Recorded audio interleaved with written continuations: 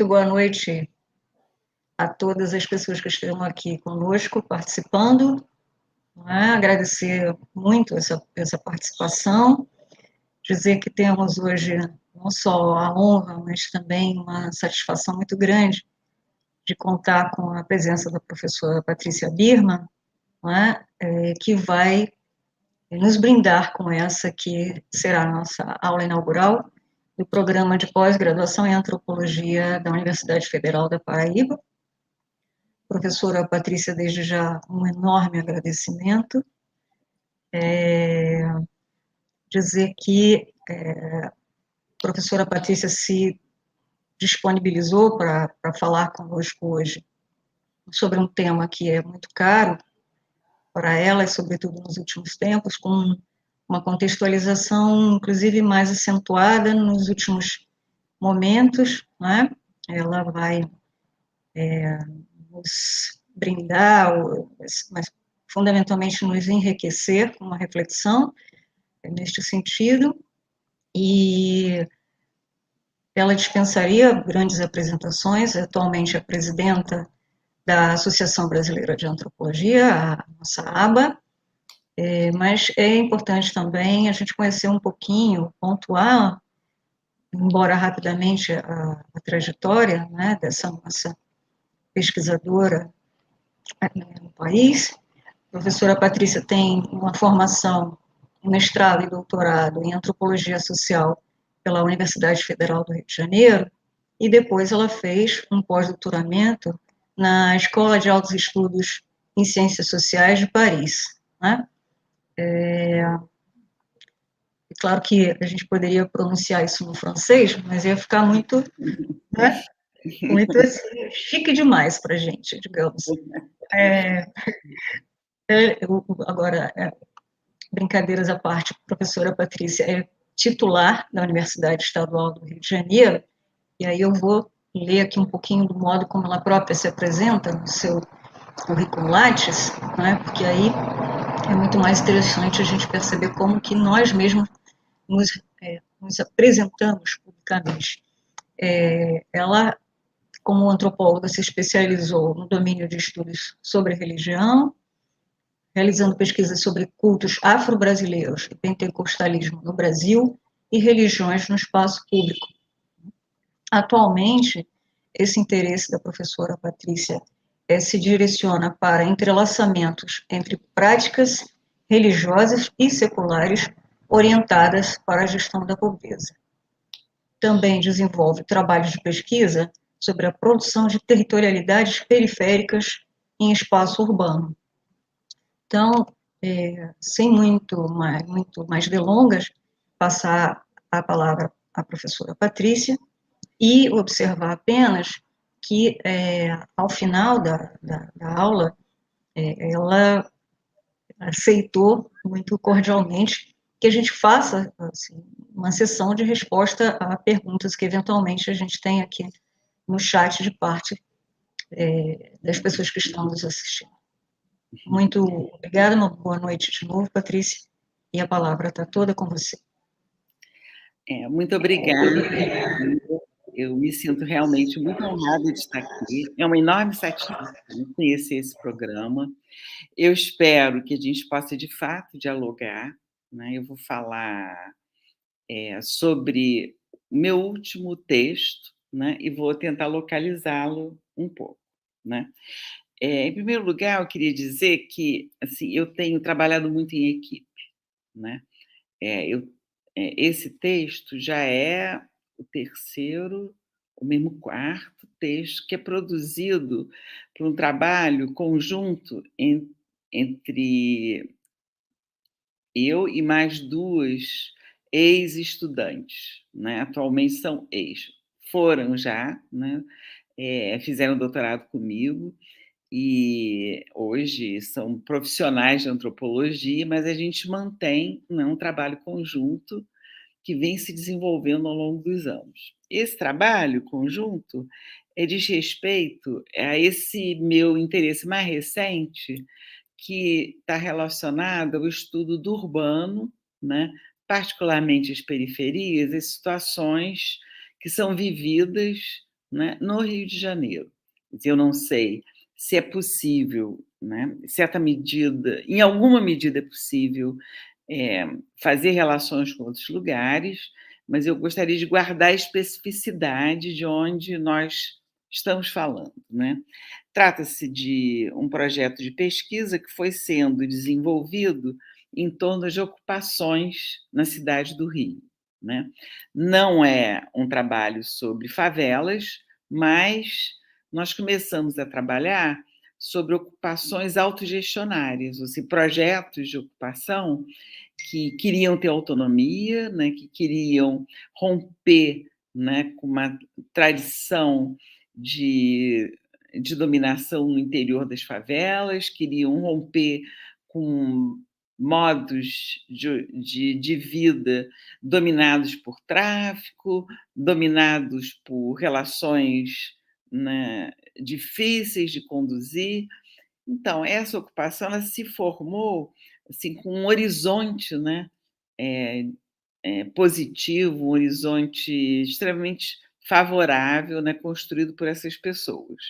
Bem, então, o nosso interesse começou porque uma dessas pessoas que eu vou citar agora, uma foi Camila Pierobon e outra é Adriana Fernandes, né, são as 2 principais coautoras desses trabalhos e desse inclusive que eu estou realizando. Esse eu escrevi nós escrevemos, Camila e eu, né, o anterior foi Camila e eu e Adriana Fernandes e assim vai, né. Bom, então essa equipe, né, ela começou com o trabalho da Adriana Fernandes, sobre, um processo, assim, de ocupação libertária que ela, né, a Adriana, se envolveu e resolveu ir morar junto, resolveu apostar nesse projeto que tem algo de transgressor, de libertário, né, assim, também com outros universitários, né, uma tentativa de construir uma nova forma de vida, né, mais igualitária, mais aberta, mais heterogênea, mais plural, num espaço construído no interior da cidade do Rio de Janeiro, com uma ocupação de um prédio abandonado. Bem, eh, esse percurso da Adriana, né, que foi fantástico, né, que depois ela saiu, porque enfim, a ocupação entrou em crise, acabou fechando, sabe, coisas que acontecem, né, eh, que depois vocês devem ler o livro dela, que se chama Escuta Ocupação, né, deixa eu ver aqui. Eu até anotei, o nome da editora e vou dar para vocês, porque vale a pena, né, depois eu digo para vocês. Bem, então, nesse momento que a Adriana estava fazendo esse trabalho de ocupação, nós nos juntamos e começamos a ver outras ocupações próximas, né. Então a questão principal que naquele momento nos interessava era ocupação do ponto de vista das questões, né, que faziam parte, né, dessa vida construída, né, de uma forma autogestionária, os problemas que isso acarretava, os conflitos, né, as relações, né, com as ameaças que as pessoas viviam de serem deslocadas, de terem que abandonar o imóvel, o esforço que estavam fazendo para permanecerem no interior, né, assim, as linhas de força que atravessavam a política no Rio de Janeiro e como que ela se refletia nas relações ali dentro. Enfim, eram questões ligadas às periferias, né, e como que ela se refletia numa ocupação popular, né. Essas ocupações reuniam pessoas, eh de diversas procedências. Você tinha, você tinha pessoas que estavam vindo do Nordeste para ter uma vida melhor no Rio de Janeiro, você estava muitas pessoas das favelas do entorno, também tinha moradores de rua, tinha, assim, pessoas tinham sido expulsas das suas moradias pelo tráfico de drogas, enfim, era uma população de modo geral, mais pobre, mas também tinha pessoas de classe média baixa, estudantes universitários, enfim, era um campo extremamente heterogêneo. E as combinações, né, as inter-relações, a sociabilidade desenvolvida nesse campo de heterogeneidade era muito interessante de acompanhar, né. Mas a alegria durou pouco, né, porque a partir de um certo momento, no Rio de Janeiro, acho que foi a partir de 2010, né, eh, começou, assim, já estava em desenvolvimento, né, os processos ligados à UPP, né, que é a ocupação, militarizada das favelas, para estabelecer uma ordem de proximidade com a polícia, que passaria a controlar os territórios em detrimento, né, assim, desfavorecendo o domínio do tráfico de drogas. Esse foi o projeto, né. E, ao mesmo tempo, paralelo a esse projeto, havia também no Rio de Janeiro, assim, outros grandes projetos transformadores, como, por exemplo, a Copa, né, as Olimpíadas, enfim, todos os grandes projetos da grande cidade do Rio de Janeiro como foco, entendeu, um turismo internacional, com uma cidade aberta, com uma cidade em que se poderia ter um turismo, inclusive, nas favelas. Enfim, era um projeto que ele continha elementos extremamente problemáticos, porque ele significava, de uma certa modo, uma tentativa de limpeza urbana, as áreas nobres da cidade serem desocupadas, né? Um projeto que queria afastar os pobres para mais longe ainda, né? Um projeto cuja ideia, né, de controle das favelas produziu também uma certa desestabilização do próprio tráfico de drogas, e com isso eu quero dizer também uma desestabilização na relação que esse mantinha com o Estado, ou seja, alterou assim, digamos assim, a forma de poder que dava um certo equilíbrio nessa relação, e tudo isso veio a refletir nessas ocupações que nós estávamos associados, né. Então, eh, a ideia dessa minha apresentação é mostrar, né, como que esse projeto, originalmente como um projeto, né, libertário, digamos assim, veio a se transformar, e eu posso dizer agora, num certo, vou usar uma palavra forte, num certo cativeiro, né, um lugar, né, dominado pelo tráfico de drogas, né, no interior do qual os moradores que ainda insistem em viver, eles têm situações de extrema dificuldade, né. Então, de uma certa maneira, eu vou falar desse processo, centrando num momento específico em que a ocupação que eu vou mencionar, né, desmoronou, foi tomada pelo tráfico. Agora, antes de continuar, eu gostaria de dizer que, além de agradecer muito, né, assim, as minhas companheiras nesse longo processo de elaboração em torno das ocupações, particularmente a Camila, que é coautora desse texto, eu queria também, agradecer que esses nossos projetos sempre tiveram ligados, uma ligação muito íntima, muito decisiva, com um grupo de pesquisa que tem um nome, assim, meio provocador, que é Distúrbio, né. Esse grupo, ele reúne, assim, pesquisadores, né, ele é coordenado, por Carli Machado, né, e por mim, e está em processo de transição agora, né. Ele já foi um pouco coordenado também por Adriana Fernandes, que eu mencionei já antes, e, nós estamos sempre num diálogo permanente, né, em torno de trabalhos, de discussões, de autores, né, reunindo pesquisadores não só do Rio de Janeiro, mas de São Paulo, da Rural do Rio de Janeiro, né, enfim, de outros lugares com quem nós mantemos trocas de pesquisa.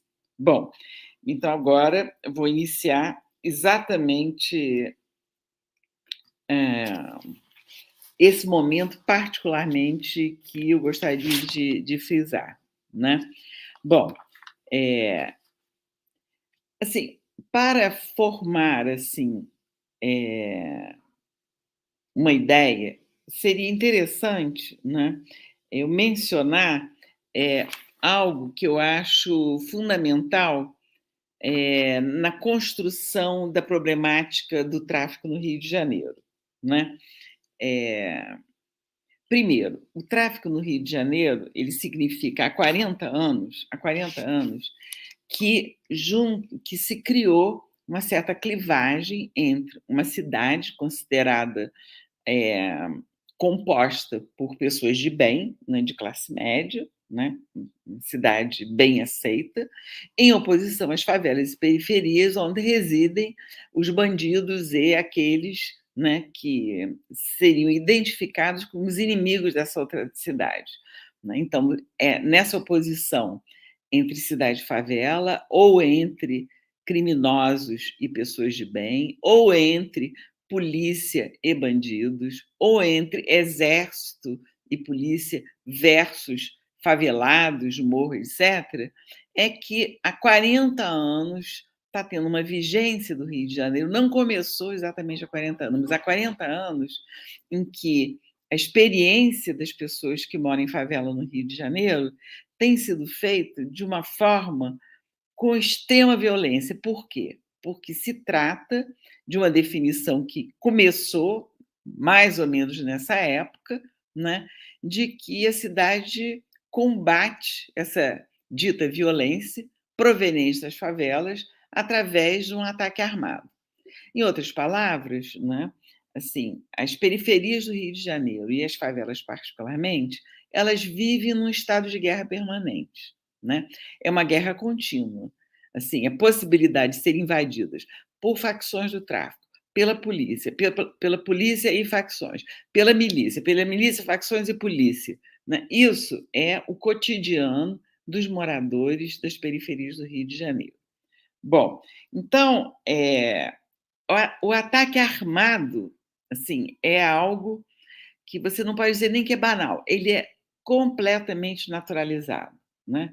Assim, para quem mora nessas condições, viver sob ameaça de armas faz parte do seu cotidiano. Nasceu assim, continua assim. A ameaça é algo, né, presente, portanto, o risco também, né. Eh, há um assim, e eu queria depois eu vou desenvolver isso melhor com vocês, né, a ideia de que você está sempre entre 2 forças, né, que estão num combate armado e que pode, digamos assim, sobrar para você, né, é a situação corrente. Vocês devem ter conhecimento pelos jornais, né, o quanto, né, de chacinas já ocorreram, o quanto de mortes, no Rio de Janeiro está relacionada com essa situação. A última agora foi na favela do Jacarezinho, que morreram 28 pessoas a partir de um ataque, né, da polícia para prender, né, traficantes, né, enfim. E depois continuou, quer dizer, essa não foi a última morte.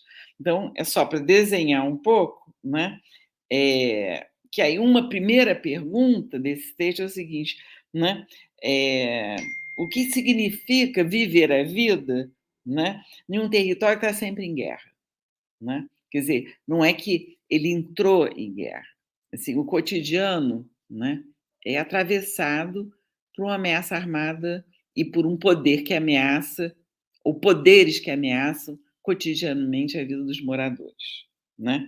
Bom, então, essa grande clivagem, né, que nos oferecem como explicação que de um lado é o bem ou de outro é o mal, obviamente ela é completamente ilusória, mas ela tem um efeito de verdade, porque ela produz, né, as condições concretas em que as pessoas vivem, né, que o tempo todo estão acusados de ou estarem de um lado, ou estarem do outro, ou estarem no meio, e estarem pagando pelo preço de alguém que não tem nada a ver com isso, etc. E a gente vai analisar essa situação, né, não nas favelas, mas em uma ocupação, né, que foi ocupada pelo tráfico, dando uma ênfase particular nas relações de gênero, né. Bom, então, eh, uma coisa fundamental na situação do Rio de Janeiro, diferente de São Paulo, e eu não sei como é que é a situação de vocês, é que todos os lugares de periferia no Rio de Janeiro têm dono. né? Então, o dono é quem manda no território e todos obedecem. E isso ganhou continuidade com o tráfico de drogas. Então, ou o tráfico é dono, ou a milícia é dono, e significa um domínio sobre o território. Não é um domínio sobre o tráfico. Por exemplo, em São Paulo, o PCC tem o domínio do tráfico, mas ele não controla a população como um todo. No Rio de Janeiro, não. Esse controle é estrito sobre a população, né? É, bom, então, a ideia, né, que o que a gente viu foi que nessa ocupação o tráfico entrou e virou dono, né? De repente, as relações, o tecido social da ocupação foi extremamente desafiado pela presença desses novos donos. E eu quero dizer que o desafio maior se deu. Se, por um lado, havia um desafio aberto às pessoas que antes eram lideranças nesse processo, né, que foram ameaçadas, né, tiveram ou que se calar ou que se retirar, mas, por outro, uma resistência difusa, que era um controle do cotidiano exercido pelas mulheres. Né? Por exemplo, quem no passado controlava a cozinha? As mulheres. Quem fazia as contas das dívidas do condomínio? As mulheres. Quem fazia, entendeu, o controle da água e da eletricidade? As mulheres. Então, as tarefas do cuidado sempre foram das mulheres. Né? E o esforço que as mulheres fizeram para não passar essa chave do controle, né, total, né, da vida lá dentro foi muito importante. Né? Mesmo com o tráfico lá, tentaram continuar controlando a água, cobrando os moradores, mantendo assim, enfim, um espaço de vida que não era inteiramente dominado. Né? Agora, silêncio, retaliação, humilhação, antagonismo, denúncia, tudo isso perpassava naturalmente esse espaço. Né? A polícia invade, a polícia ameaça, aí o tráfico segura, vai lá, cobra, enfim, é uma situação sempre muito complicada em função desse antagonismo, né, que sustenta essa ideia. Né? Então, a ideia de que tem sempre alguém que pode ser acusado por algum dos lados, né, é uma situação que vocês podem imaginar o quanto ela é perigosa para aquele que está vivendo. Né? Então, assim, se você pode ser acusado, né, de estar, enfim, traindo o tráfico, como pode ser acusado de estar traindo, né, a polícia. E tudo isso significa você estar com a sua vida em ameaça.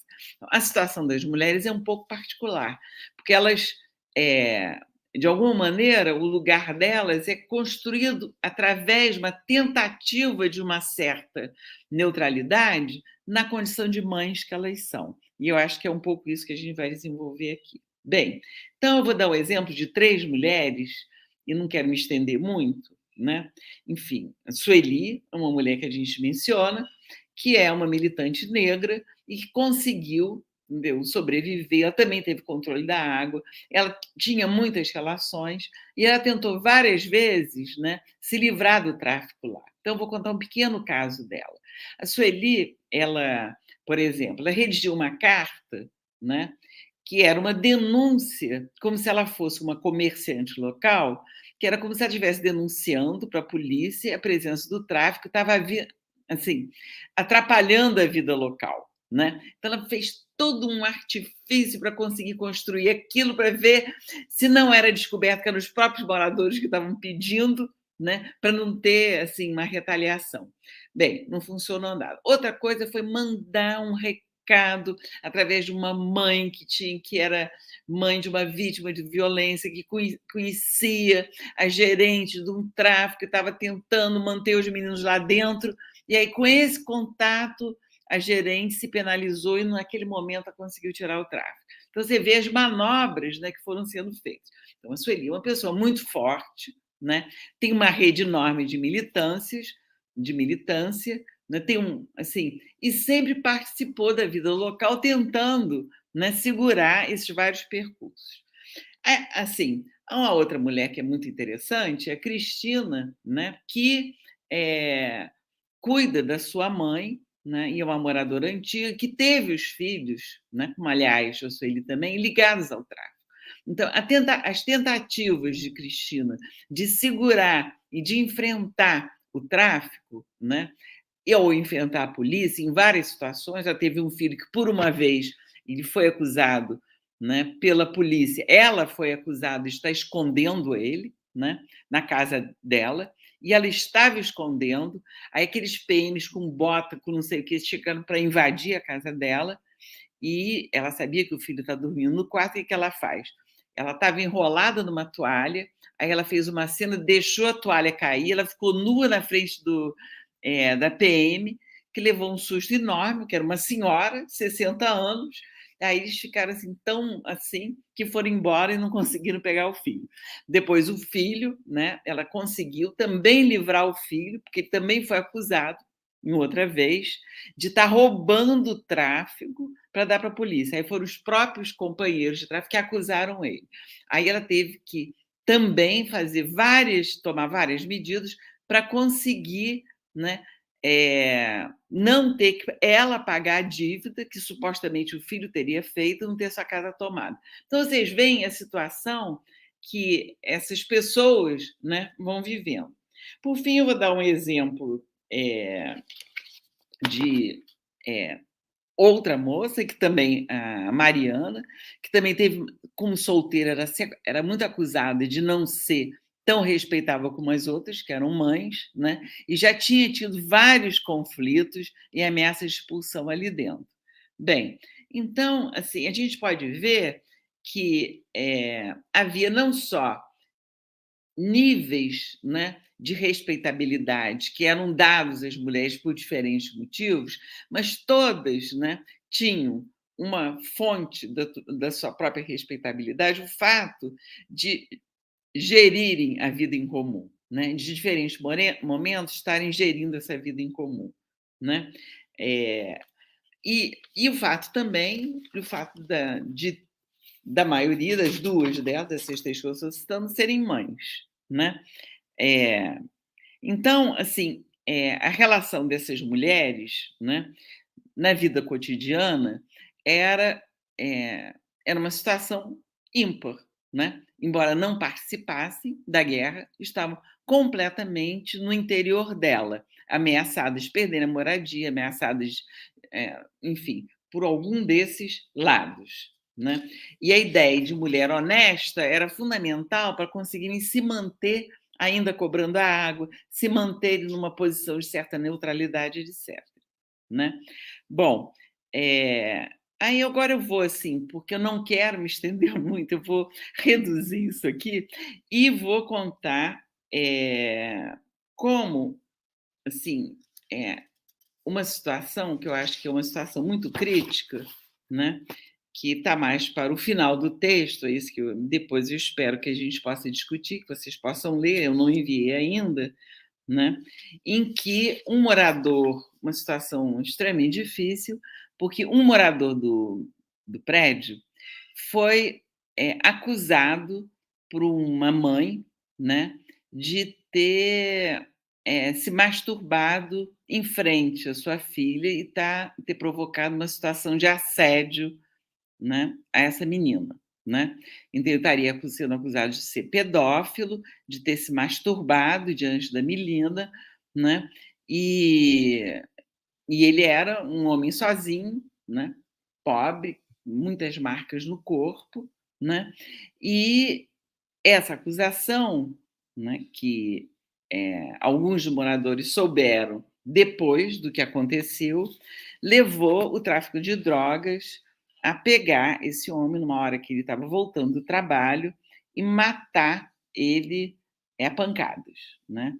Ele apanhou até morrer, assim, um pedaço de pau, bateram, e até ele morreu. Fechar, assim, embora tenha sido de madrugada, né, como é um lugar relativamente movimentado, tinha um certo público, né? A polícia fechou a entrada e a saída, ficou guardando o lugar enquanto o homem estava agonizando. Depois colocaram o sujeito num carrinho de mão, né, e levaram direto para o IML. Bom, então, o que se contou num primeiro momento foi dessa situação foi, assim, primeiro, o pânico das pessoas, a tristeza diante dessa morte, o pavor da mãe da menina, a mãe inclusive desmaiou, porque ela foi obrigada a assistir junto com a filha, né, o assassinato do rapaz, e logo em seguida o tráfico toma o quarto dele, o apartamento dele, e coloca uma família conhecida ali dentro, né, conhecida dele, tráfico. E todos já sabiam que o controle do tráfico também passava por uma progressiva ocupação dos espaços de moradia lá existentes, né? Bem, então, como foi muito em seguida, né, o controle, assim, a passagem do quarto, o domínio sobre o quarto, as pessoas começaram a se perguntar se de fato, né, o rapaz ele era responsável por aquilo que tinha acontecido, né? E aí, mais um tempo começou a circular, assim, ainda teve mais um detalhe que eu vou falar antes disso, é que foi muito difícil para os moradores e aqueles que eram amigos desse rapaz conseguirem enterrá-lo. Porque ele foi para o IML e o tráfico avisou: olha, se alguém lá for identificar, vai ter que se vir com a gente, né? Então, como enterrar o rapaz, né? Acabou que um ex-militante de lá, né, com ligações no local e que não tinha nada a ver, não morava nem nada, conseguiu ir até o IML e liberar, né, o corpo. Isso foi um pedido dessa moça, né, da Mariana, que seria, assim, desse grupo, uma das mulheres mais fracas, né, comparando com a outra que era senhora e a outra que, entendeu, também tinha muitos filhos. De qualquer forma, a Mariana ficou muito feliz por ter conseguido enterrar, né? E o tempo vai passando e a convicção de que a morte do rapaz tinha sido, assim, um pretexto, a acusação sobre ele tinha sido um pretexto para tomar o quarto dele foi se firmando, né? Com uma hipótese plausível, como algo, por que não, né? É uma hipótese plausível. Bem, então, isso começou a fazer, assim, a alterar um pouco a ideia, bem, se ele não fez nada, né, começou a se perguntar qual bem, então, essa mãe e essa criança, né, que acusaram, sabe, não tinham nada que acusar. Que isso? Que acusação foi essa? Olha só a situação que se criou. E aí, de uma certa forma, começou-se também um ataque a essa mãe e a criança, por quê? Será que essa mãe realmente cuidava direito da criança? Aí começou, não, porque essa mãe não ligava, essa menina ficava de calcinha para um lado para o outro, a garota ficava largada, a mãe não estava nem aí, né? E aí mães começaram a dizer, pô, tá aí, deixa, aí o que acontece, né? Acaba que o outro leva a porrada, quando que ela que largou a filha, né? E aí começou a se criar uma situação extremamente complicada, em que, no final das contas, a própria criança começou a ver com uma pessoa que era perigosa, porque se ela começasse a circular entre os quartos, ela podia dar, né, um pretexto, mais um pretexto, para outra acusação de um outro homem qualquer ali dentro, né, de estar cometendo um ato de pedofilia. Então, aí tem um diálogo, né, que a gente reproduz no artigo, que é exatamente isso. Um rapaz assim, como é que uma vez eu encontrei com essa menina na minha porta, eu chamei uma moça, minha vizinha, para ser testemunha que eu não estava deixando ela entrar, porque ela virou uma pessoa perigosa. Aí as outras mães, eu também não deixo meus filhos brincarem com ela, porque ela é uma menina perigosa que pode trazer o conflito armado e uma situação de violência para dentro de casa, né? Bom, esse caso, eu queria explorar um pouco ele para vocês verem a dramaticidade dessa situação. Porque, no final das contas, o elo mais fraco que acaba nessa situação, né, são 2 mulheres, né? E, esse elo mais fraco, ele se constitui através de uma acusação moral, né, que elas seriam culpadas porque, de alguma maneira, tinham provocado, né, eh, ou o desejo masculino ou a possibilidade de explorar isso para a morte do outro, né, para a morte do outro.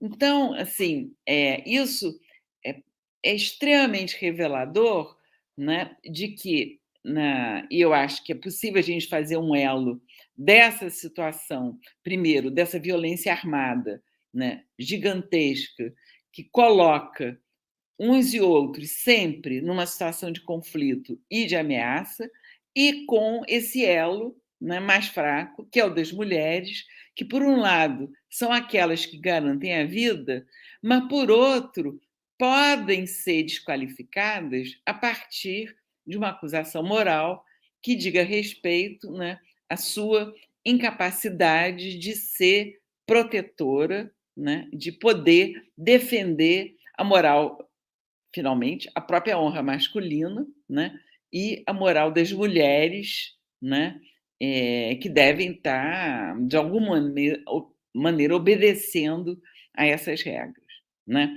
Bom, então a gente vê, quer dizer, que essa situação de elo mais fraco, nessa situação aqui, né, ela envolve várias coisas. Por um lado, mulheres que são absolutamente guerreiras, né, são mulheres que garantem, né, não só a vida, a reprodução da vida, os laços afetivos e familiares no interior de relações que são, por natureza, conflitivas.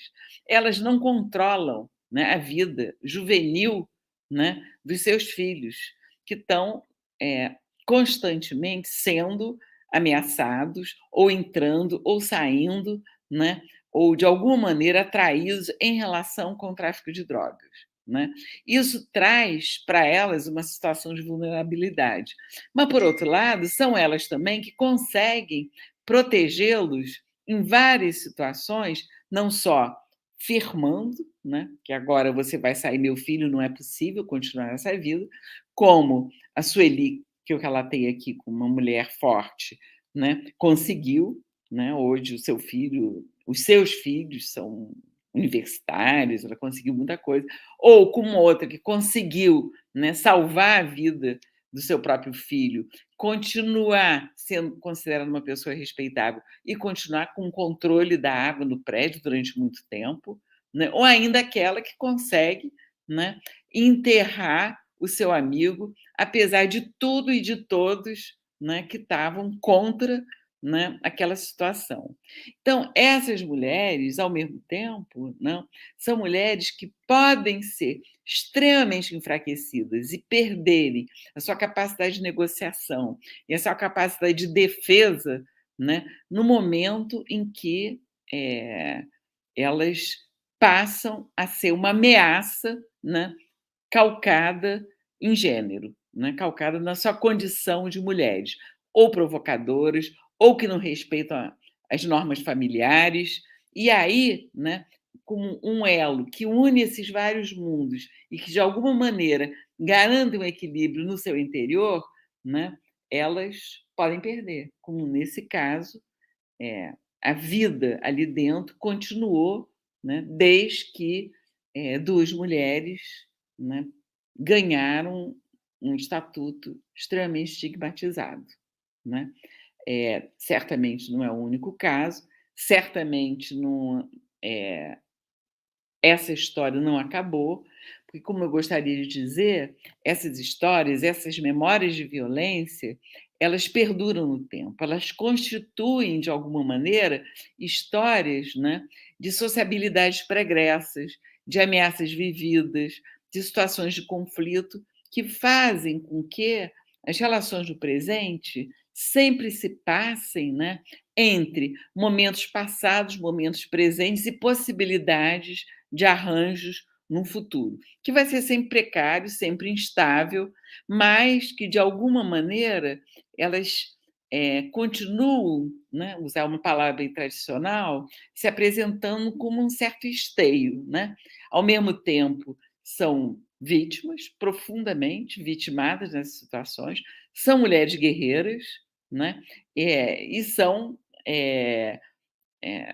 pessoas, né, que carregam esse híbridos. Eu falei ao mesmo tempo, porque eu acabei de ler um projeto muito interessante da Adriana Fernandes, com quem eu trabalho, em que ela exatamente ela quer enfocar, né, esse duplo aspecto ou dupla condição das mulheres, né? Como que a condição de guerreiro ou de vítima, em certas circunstâncias, pode explodir numa situação específica, né? Uma situação como essa que eu relatei agora, né? Enfim, então, eu já estou terminando, né? E aí eu só gostaria de encerrar, né, dizendo que tudo, né, pode estar em jogo de uma forma extremamente instável. A única coisa é que ainda não está em jogo no Rio de Janeiro, pelo contrário, continua piorando, é, assim, digamos assim, essa guerra sem fim, né, que continua, passa de geração em geração, são memórias e memórias de homens e mulheres, né, que sofrem ameaças de vida, que morrem, que continuam, que acumulam histórias que, a partir delas, reconstituem ou tentam reconstituir a vida como ela é, ou seja, uma vida sempre generificada, ou seja, baseada em relações de gênero e constituídas por meio gêneros também constituídos no meio de uma guerra, né? São gêneros que se constroem na guerra, que envolvem o corpo, né? Que envolvem profundamente o corpo. Vocês podem imaginar, a gente se refere a isso, o que significa você ver uma pessoa ser morta a pancadas. O que significa uma criança assistir cenas como essa. Isso são elementos que constituem a sociabilidade, constituem, assim, digamos assim, a subjetividade, né, das pessoas que estão vivendo essas circunstâncias. Então, quando eu gostaria, assim, também de dizer que essa vida que se dá em várias camadas, né, em vários momentos, está o tempo todo, né, recolocando essas condições absolutamente cruéis, né, que é a vida nas periferias urbanas do Rio de Janeiro. Bem, eu vou terminar por aqui. Olha só, são quase 15 para as 7. Eu espero não ter ultrapassado muito tempo, para a gente ter um pouquinho de tempo de debate. Eu agradeço muito, assim, vocês terem me escutado até agora. Obrigada.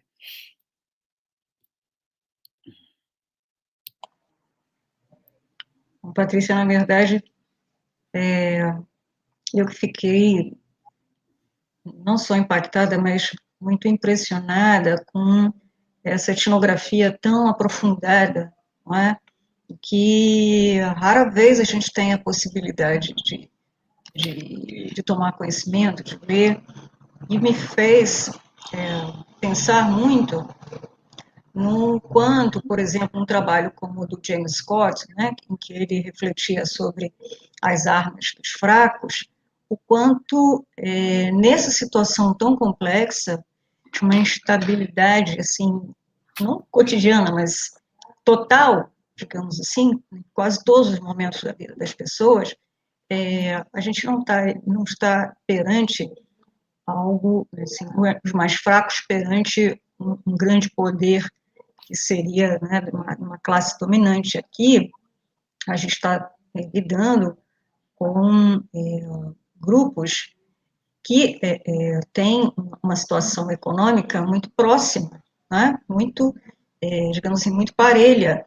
Então, essa necessidade de lidar dentro dessa própria situação vai ser muito mais difícil, porque você está lidando com pessoas, como é que eu vou dizer, que você, de alguma forma, se encontra como um certo par. O que distingue, de maneira marcante, é o poder, né, de oprimir, né, de conseguir fazer o que o Weber dizia, né, de que você tenha obediência. Então, é uma discussão sobre poder, assim, extremamente potente, para fazer quase um trocadilho, né, mas eu acho que me suscita uma complexidade, né, em termos etnográficos e teóricos muito significativa. E aí, só para fazer para além desse comentário, uma pergunta que tem muito mais a ver com uma curiosidade mesmo de aprofundamento, para além do que você já nos trouxe, que é, por exemplo, essa categoria de militante, né, que você e as pessoas com quem você, né, tem pesquisado, propõem, né, para a gente poder, inclusive, expandir essa compreensão desse universo. mas agradeço e não sei se a gente tem outras perguntas também.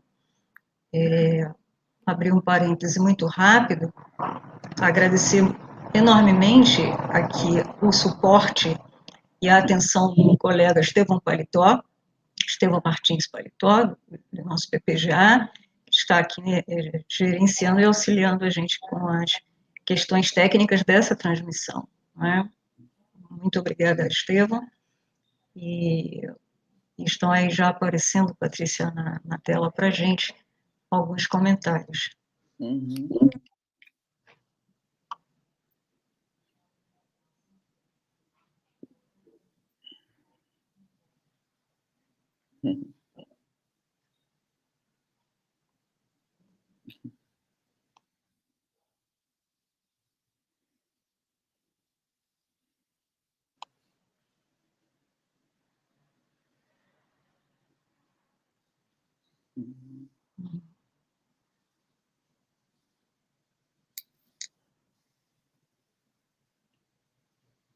Questões especificamente, perguntas, Estevão, a gente tem colocadas, pergunta, né?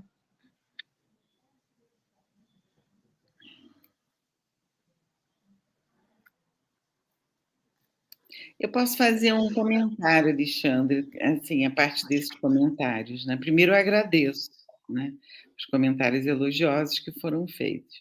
Por outro, eu acho assim interessante a gente falar um pouco da etnografia, né? Porque eu acho que isso eu aprendi muito com os meus estudantes. Eu realmente aprendi. Eu acho que Camila Fernandes, por exemplo, ela faz um trabalho de campo que eu acho um primor, né? E também a Adriana, quando ela vai morar na ocupação que ela mora, assim, a intimidade, o contato, né, o partilhamento da vida no cotidiano, assim, foram muito intensos. E a ideia de que você não pode naturalizar. Como é que eu vou dizer? Que não é a primeira vez, né? E não será a última que os antropólogos fazem trabalhos de campo, né? Mas eu acho que, de alguma maneira, né, eu acho que tem que se fazer um esforço para não naturalizar as situações de extrema perversidade que as pessoas estão situadas e são obrigadas a viver. Né? Então, eu acho que a opção, né, desse texto, que aí eu agradeço muito a Camila, o trabalho de campo dela, de detalhar coisas como que são impactantes, né? Não, assim, certamente o que impacta é o detalhe, mas esse detalhe está presente em milhares de situações. Nem sempre a gente tem, sei lá, até mesmo o estômago ou a vontade de descrever situações tão duras, mas eu acho que às vezes é necessário, porque a naturalização, né, do sofrimento nesse país ele é enorme, sabe? Como se as classes populares fossem destinadas a viver uma vida que é diferente, né, daqueles que não são trabalhadores como eles, que vivem em periferias, que podem sofrer o que sofrem. Então, essa naturalização é que eu acho, às vezes, é muito importante quebrar. Mas, assim, é importante, mas como quebrar? Né? É uma questão que se coloca. Né? Como você pode mostrar para as pessoas como dói, né? Que a dor dói, que o sofrimento dói, e que isso, e nem por isso as pessoas deixam de ser pessoas, né? Deixam de ter voz, deixam de compartilhar outras coisas, né? Que tem uma grandeza na vida tudo isso. Então, é, eu acho que esse tipo de interlocução é muito necessário para a antropologia, né? É muito necessário. E eu tenho a sensação que eu estou cada vez aprendendo mais, sabe? Assim, porque são situações difíceis que, de alguma maneira, não somos nós, mas os cientistas sociais, de uma forma geral, buscam, não buscam, mas eventualmente se escondem atrás dos conceitos. Enquanto que uma boa descrição etnográfica nos ajuda, inclusive, né, a desnaturalizar os conceitos, né, a perceber o limite que eles têm. Né? É um pouco isso que também queria dizer, que é muito importante a gente entender que a etnografia ela tem um potencial que eu acho que é maravilhoso, que é fantástico, sabe, e que eu prezo demais. Estão chegando perguntas. Bom,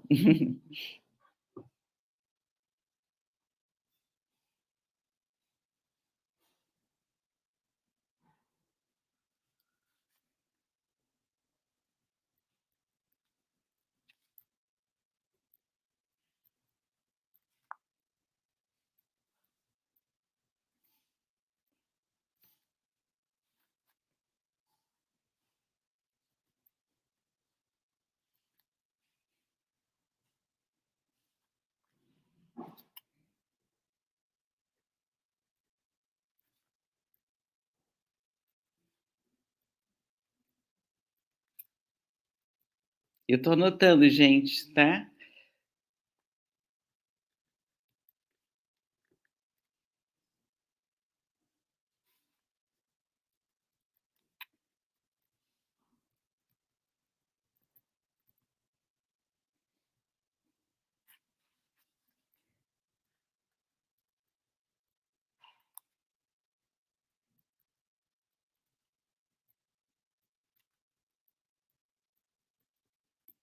Uhum,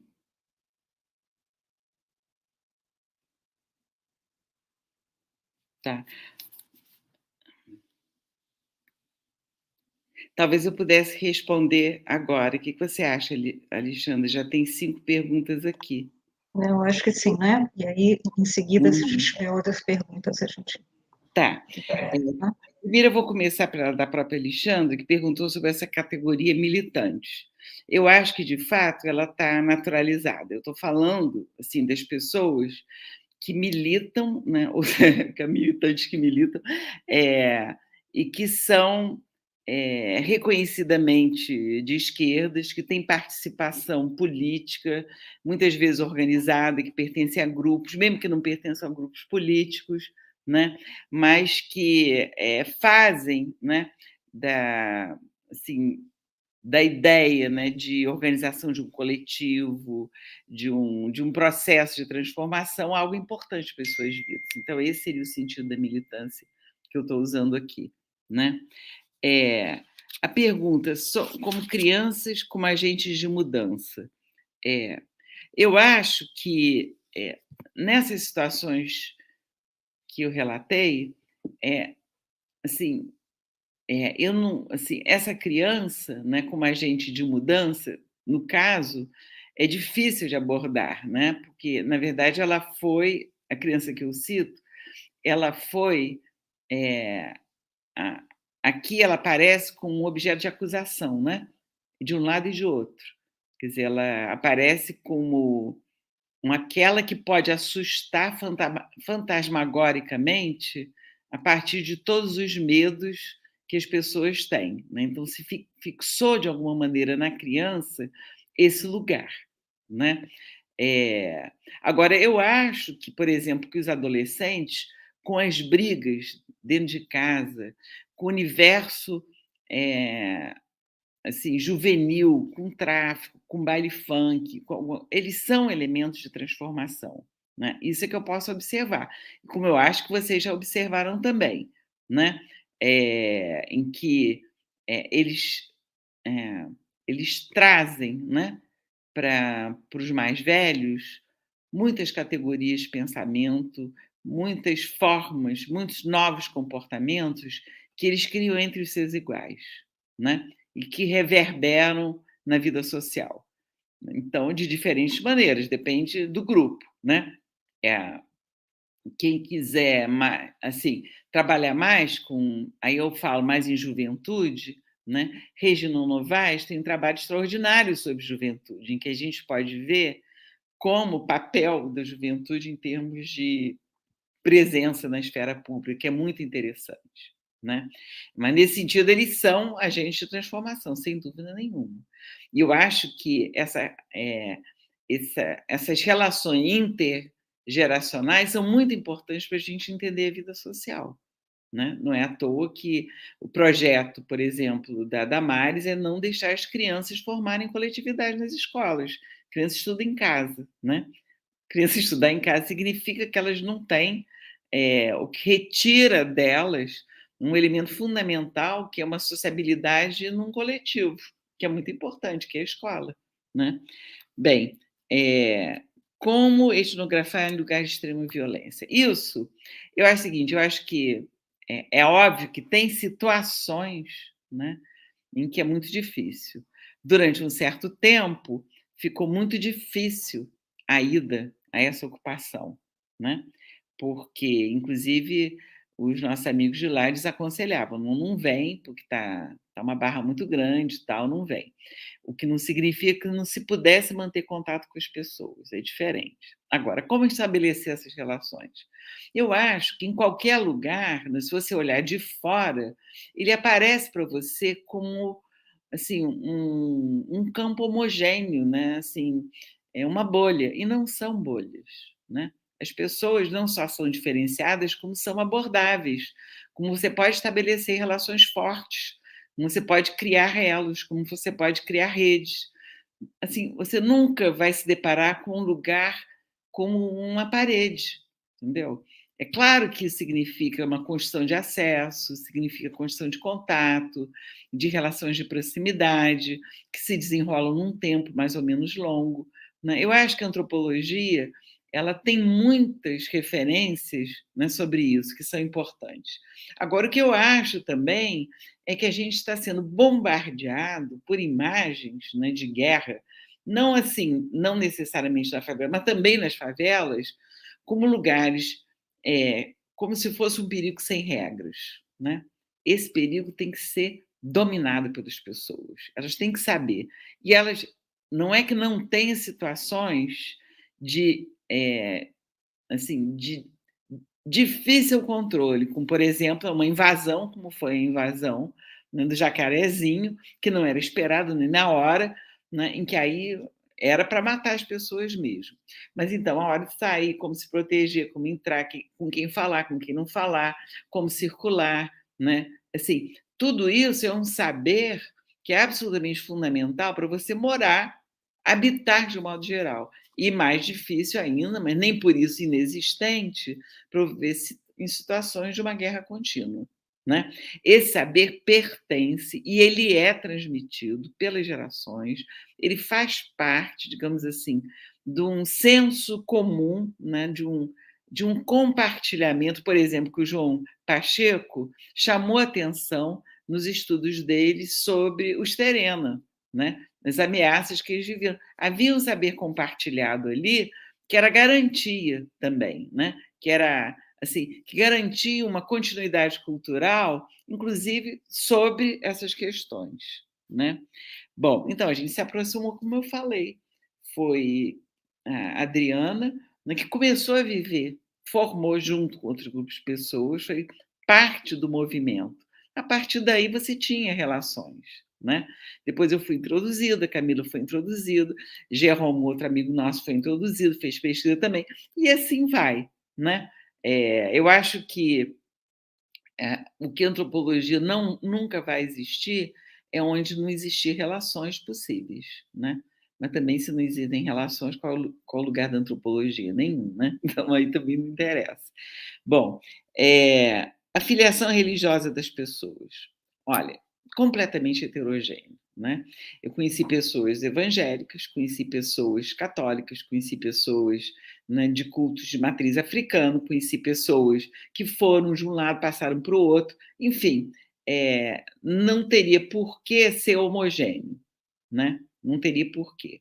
Então, essa heterogeneidade faz parte do campo social em qualquer lugar que a gente vá hoje no Brasil, né, com uma certa, maior ou menor hegemonia de um grupo religioso, né, mas lá eu diria que, essa não foi a tônica. Numa outra ocupação foi, assim, havia uma hegemonia de um grupo evangélico que ficou muito forte lá dentro, mas nesse caso que eu relatei, não.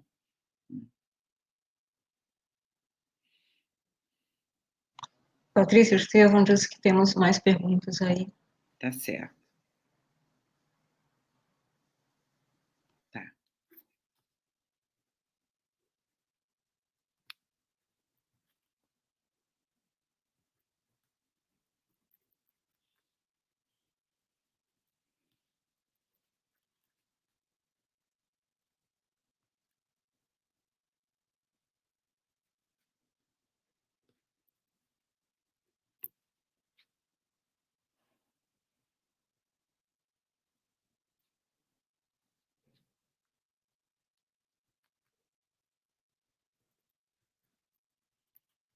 Uhum.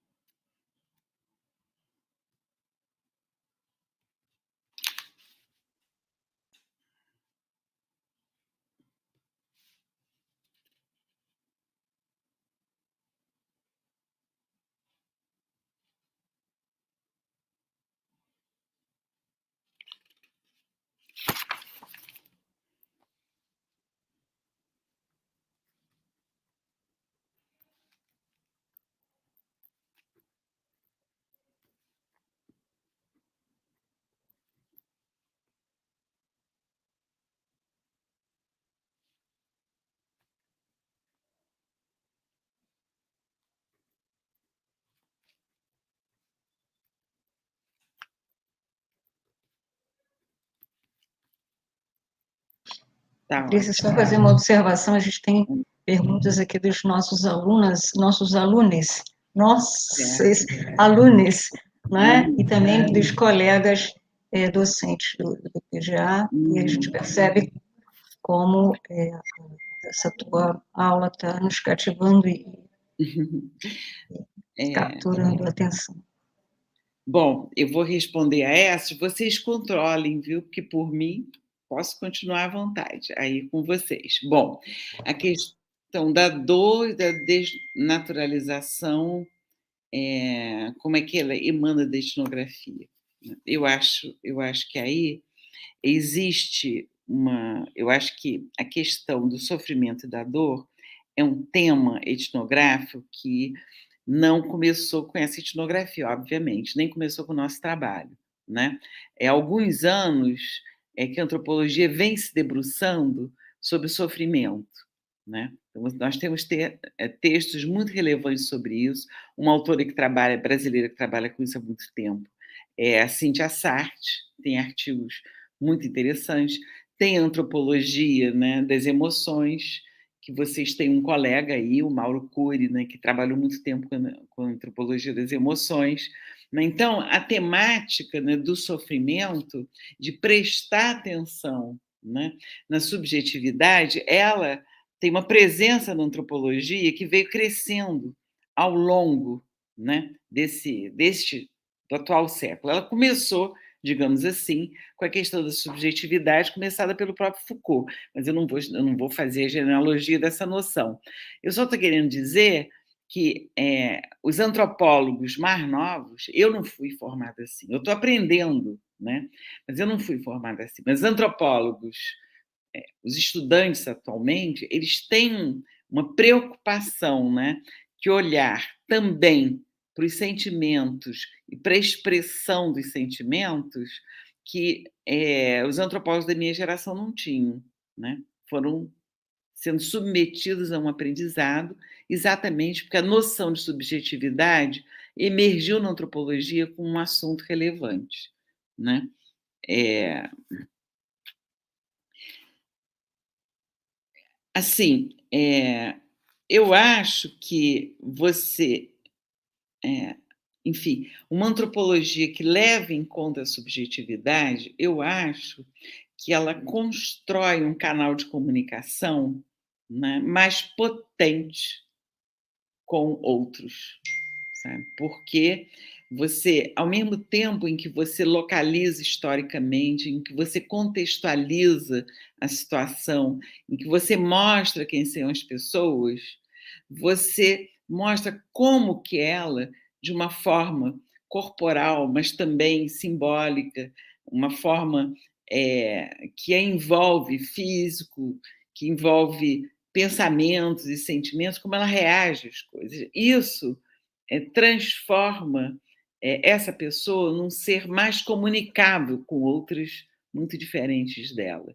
Então, eu acho que você trazer, né, para uma comparação, uma antropologia, é, digamos assim, que faz, né, da comunicação interpessoal um plano forte, né, eu acho que possibilita um contato e uma proximidade, a construção de proximidade com alteridades eventualmente muito distantes, né? Por exemplo, como entender, né, nós entendermos, com uma ex-estudante minha está lançando um livro maravilhoso em que ela compara uma favela no Rio de Janeiro com um campo palestino, né? E ela consegue fazer essa transição porque ela tinha uma proximidade muito grande, tanto no campo quanto na favela, né? É isso que eu queria dizer. Bom, eu acho também que os cuidados não são óbvios. Sabe? Eu concordo com isso. Eu não acho que é obviedade nisso. Eu acho que, assim, a Camila, particularmente, que trabalhou muito a fundo essa questão dos cuidados e com muita minúcia, é inimaginável o que as pessoas podem fazer, sabe, para cuidar. Assim, porque aí não envolve o que nós habitualmente, assim, consideramos como seria um cuidado. Assim, um cuidado no interior da casa aos nossos filhos. Significa um cuidado que se estende, por exemplo, à porta de uma prisão, que se estende, né, à ida a um hospital, a tentativas de desvendar burocraticamente vários assuntos, a tentativa de comprar uma casa, de alugar não sei o quê, de falar com o professor disso, daquilo. Enfim, a vida social ela é atravessada por cuidados, né? Então, às vezes, a ideia de cuidado é reduzida a um aspecto materno muito limitado. E eu acho que ela vai muito mais longe, né? E eu acho que ver que vai mais longe é entrar em coisas no tecido social que vê como os cuidados se imbricam, às vezes, com as relações do Estado, com as relações com as instituições, enfim, com os papéis que uns e outros podem exercer, né? Agora, eu também acho que o pesquisador ele é vulnerável, sabe? Ele é vulnerável em Patrícia, várias razões. desculpa, Ah, posso te fazer um... É porque a pergunta é de uma aluna nossa, do hum. doutorado, e aí a pergunta, ela, por limitação, ela não foi completa. Eu podia te ler melhor essa pergunta? Tá. Então eu posso ler aqui a pergunta de Núbia, né? É da Núbia, exato. Ela diz Bom, assim: posso... gostaria de, leia. gostaria de perguntar como o antropólogo, diante de um dado etnográfico relevante, mas que torna a segurança do pesquisador ou do próprio pesquisado bastante vulnerável, como proceder? E completa. E como correlacionar possíveis omissões de dados relevantes por questões de segurança de ética na pesquisa? É complexo. A pergunta é bem complexa, né? Núbia, eu realmente não tinha respondido essa pergunta, né? Eu acho que a segurança do pesquisador e a segurança dos pesquisados é uma questão ética que não pode ser de forma nenhuma desqualificada, né? É fundamental, né? É absolutamente fundamental isso, né? E eu acho que eu às vezes eu tenho medo, sabe, pelos meus estudantes, realmente tenho medo, né?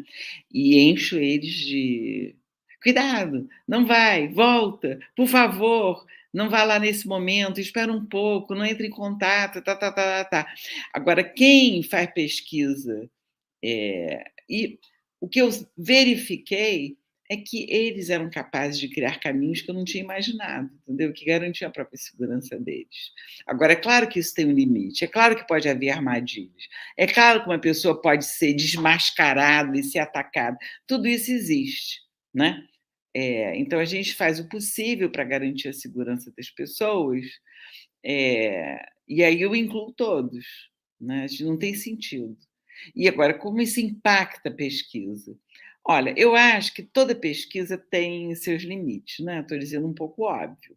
Então, se ela tem limites, e se você coloca as situações que você viveu e os próprios conflitos que você viveu em relação a esses limites, eu acho que você resolve essa questão, né? Porque, por exemplo, você pode estar se dando bem com um grupo, em função do grupo que você se dá bem, você sabe que você não vai poder se aproximar do outro, que é considerado adversário, inimigo, sei lá o quê.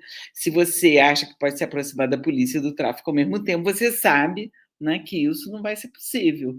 Então, eu acho que também você definir a sua posição é fundamental para incluir a tua própria vulnerabilidade e o relato dela, né, no fazer etnográfico, né? Eu acho que agora eu dei uma resposta um pouquinho.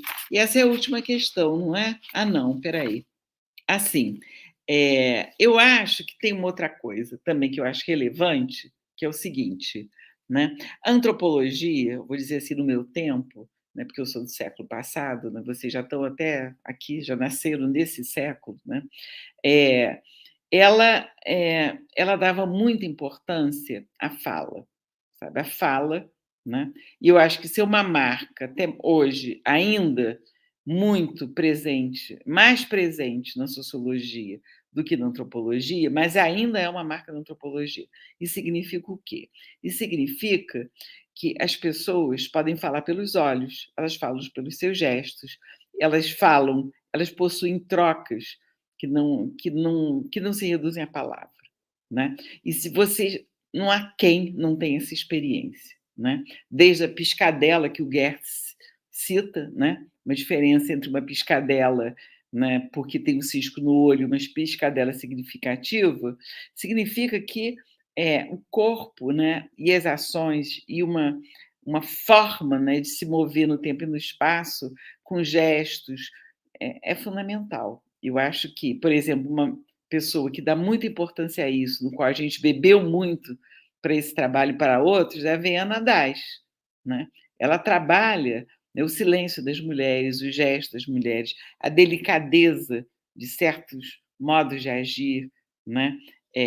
Certas pequenas coisas que são fundamentais para constituir uma relação, eu acho que é isso, né? Às vezes a palavra, ela é claro que ela sempre tem importância, mas não é necessariamente, em certas situações, o elemento mais importante, né. Eu acho que é isso, Alexandre. Tem mais questões, a gente para. Eu acho que não temos mais, assim, Ah, que já ótimo. nos ampliou, assim, as possibilidades e perspectivas da gente refletir para junto com e para além do que você nos trouxe, Patrícia. E eu, particularmente, assim, no meu lugar de poder aqui, né, aproveitar um pouquinho desse lugar de poder e dizer que eu acredito que falo, inclusive, em nome do nosso PPGA, o quanto esse teu trabalho, essa etnografia, essa é realmente uma etnografia densa, né, no sentido de adentrar por significados, por sentidos, inclusive a gente conseguir antever silêncios, falas, gestos, né? Está muito para além do que foi, inclusive, como você bem observou, dito, né? Então, com certeza saímos daqui hoje com uma perspectiva, para quem não adentra nessa seara nova, extremamente rica, e agradecer enormemente, né? Dizer se você tem ainda algumas palavras que você queira nos colocar, mas, de todo modo, agradecer enormemente, Patrícia. Olha, eu só tenho a dizer que eu sou muito grata também, porque cada oportunidade que a gente tem de falar, né, se realiza uma troca em que todos aprendem, né? O ideal é que todos aprendam. E eu fiquei muito gratificada pelas perguntas, gostei de falar. É um processo muito, assim, muito rico para mim. Então, eu também fiquei muito grata a essa oportunidade, né? Que, além do mais, é uma grande honra de ser convidada para dar essa aula magna. Agradeço a Alexandra esse convite. Bom, gente, infelizmente, a gente fica por aqui, né? Esperamos que a gente tenha outras oportunidades também com a professora Patrícia. E até a próxima. Uma boa noite. Obrigada a todo mundo. Até logo. Como é